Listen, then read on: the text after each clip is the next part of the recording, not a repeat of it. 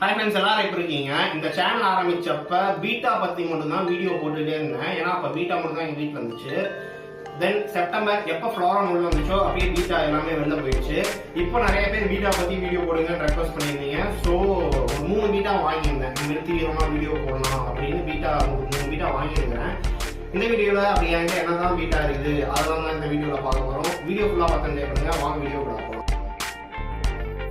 இப்போ நீங்கள் பார்க்குறது பீட்டா நம்பர் 1. இது வந்து ஒரு டம்போ இயர் ஹாஃப் மூன்.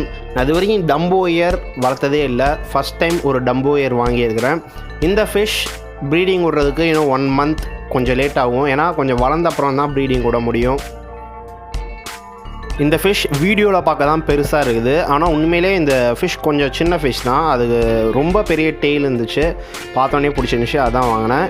இந்த பீட்டா இன்னும் பபிள் நெஸ்ட் கூட ஒழுங்காக கட்ட ஆரம்பிக்கல. இது பீட்டா நம்பர் 2. இது வந்து ஒரு டம்போ இயர் பிளக்கார்டு.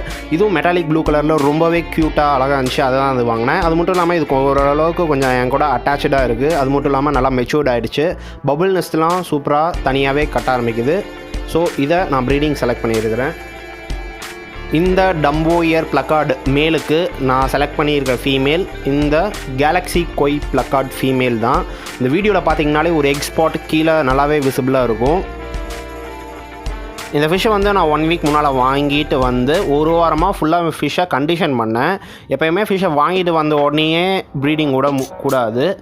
அது ஃபஸ்ட்டு தனித்தனியாக வச்சு அது எதாவது டிசீஸ் இருக்காதுன்னு அப்சர்வ் பண்ணிட்டு அதை நல்லா கண்டிஷன் பண்ணோம். அதுக்கு இருக்கிறதுலே பிடிச்ச ஃபுட்டெல்லாம் கொடுத்து கண்டிஷன் பண்ண உடனே அதுக்கப்புறம் நீங்கள் ப்ரீட் பண்ணால் தான் அந்த ப்ரீடிங் நல்லா சக்ஸஸ் ஆகும்.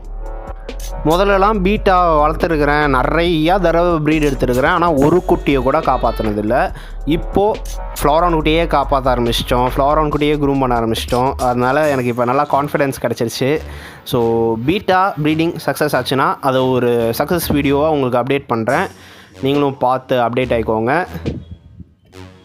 இந்த ப்ரீடிங் பக்கெட்டை செட்டப் பண்ணி கிட்டத்தட்ட 12 மணி நேரம் ஆகிடுச்சு. மேலும் பபிள் நெஸ்ட் கட்ட ஆரம்பிச்சிருச்சு. மோஸ்ட்லி இந்த லோக்கல் இந்தியன் ப்ரீட் ஃபீமேலெலாம் அது வந்து ப்ரீடிங்க்கு இன்ட்ரெஸ்டட் அப்படின்னு எப்படி கண்டுபிடிக்கலாம்னா அதோடைய உடம்பில் ஒரு வர்டிகல் பேண்ட்ஸ் ஃபார்ம் ஆகும். ஆனால் இந்த மாதிரி கேலக்ஸி கொய்க்கு அது இன்ட்ரெஸ்டடாக இல்லையான்னு அதோட பிஹேவியர் வச்சு தான் சொல்ல முடியும். அது எல்லாமே ப்ரீடிங் சக்ஸஸ் ஆகிடுச்சுன்னா அடுத்த வீடியோவில் அப்டேட் பண்ணுறேன். பாய், அடுத்த வீடியோவில் பார்க்கலாம்.